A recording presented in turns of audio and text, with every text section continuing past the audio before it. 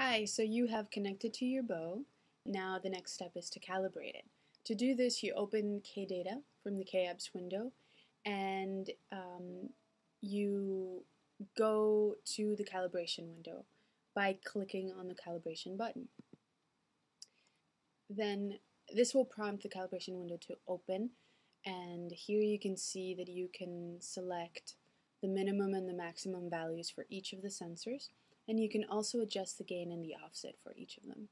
You have an accelerometer calibration, and all the way at the bottom you have a guided calibration.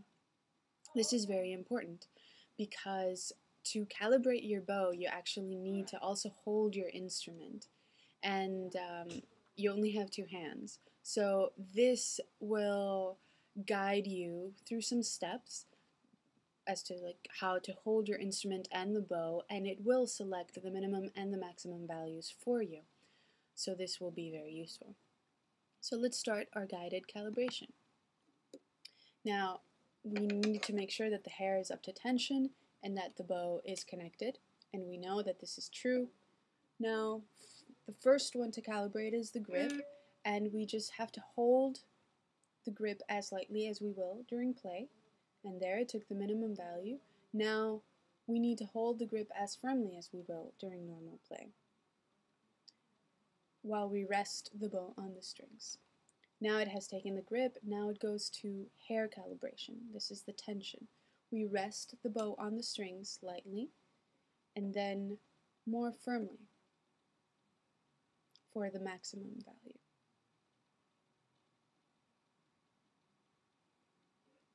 Now we go to bow length. And bow length, the minimum value is when the frog is near the strings, and the maximum value is when the tip is on the strings.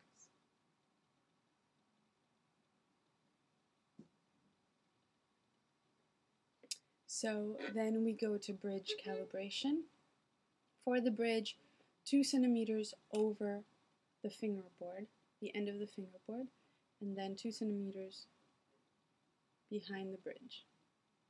And you can change the minimum and the maximum values for this, so that perhaps it would make more sense for that to be the maximum and the minimum, the other way around. So for tilt, the minimum value is laying your bow on the strings, frog down. Then the maximum is as if you were playing the lowest string on the violin. For a cello and a bass, it would be the other way around. It would be the highest string. And then the accelerometers. You place the bow level with the ground.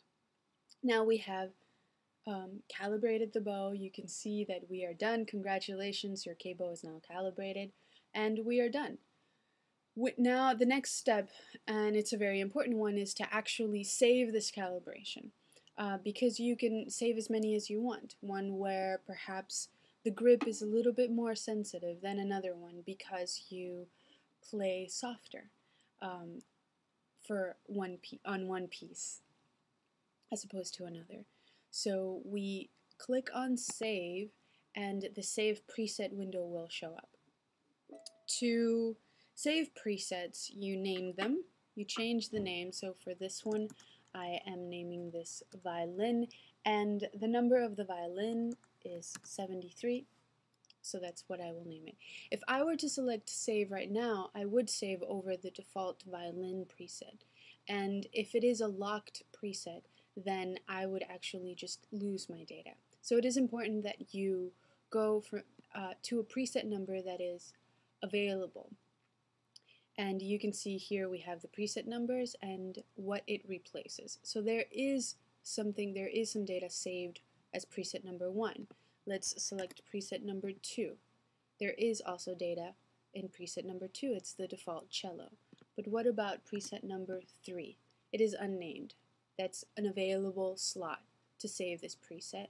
So I can save it, and there it is, violin 3.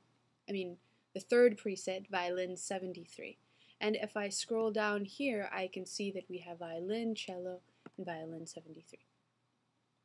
And this is how you calibrate your bow.